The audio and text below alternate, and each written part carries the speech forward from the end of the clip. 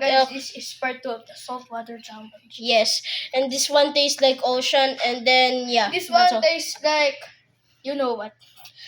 And then we just drink root beer. So if we have to taste like a different taste, and I don't know, let's just try.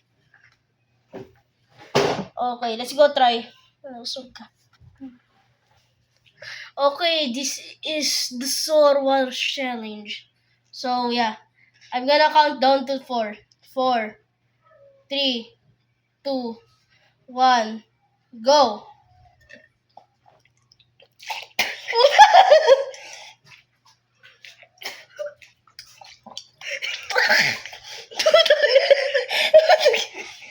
Magsuka na ako po.